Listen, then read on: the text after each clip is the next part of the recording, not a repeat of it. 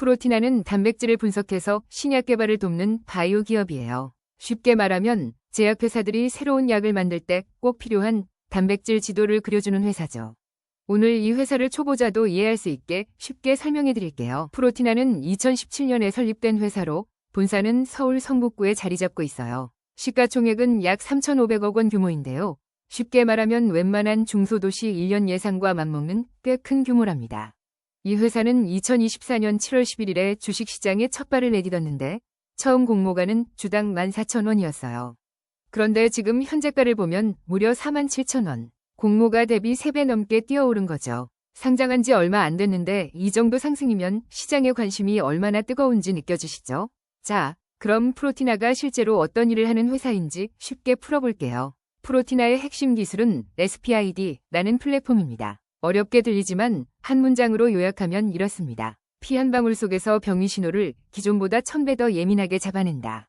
마치 밤하늘에서 별똥별 하나를 맨눈이 아닌 초고성능 망원경으로 포착하는 것처럼 혈액 속 극소량의 단백질 신호도 놓치지 않는 거예요.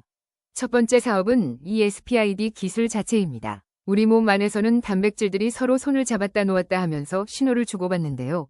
이 과정이 망가지면 알츠하이머나 파킨슨 같은 무서운 병이 생깁니다.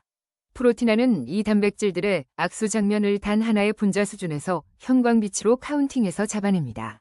기존 검사 방법들이 운동장에서 사람 수를 세는 수준이라면 SPID는 지문 하나까지 식별하는 수준이라고 보면 돼요.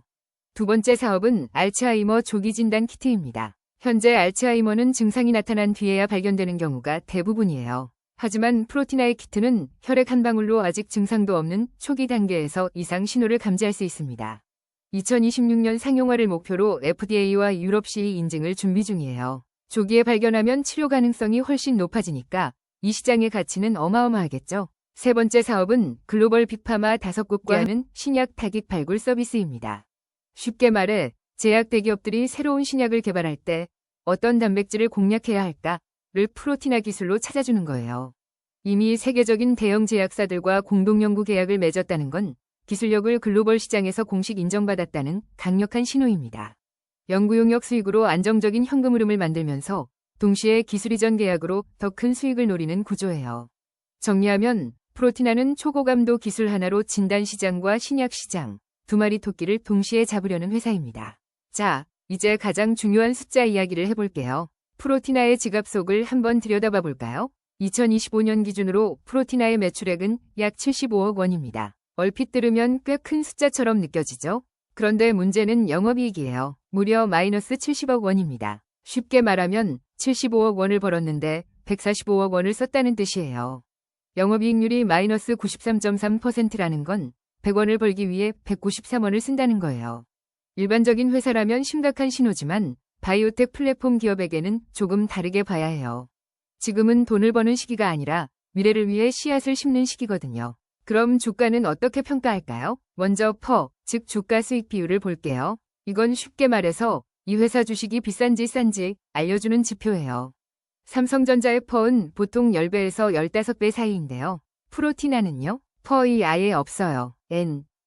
즉 계산 자체가 안 돼요. 왜냐하면 아직 이익이 나지 않으니까요. 적자인 회사는 로 가격을 판단하기가 어렵답니다. 그래서 이런 경우에는 PBR을 봐요. 주가순자산 비율이라고 하는데 쉽게 말하면 회사가 가진 재산에 비해 주가가 얼마나 높냐 예요.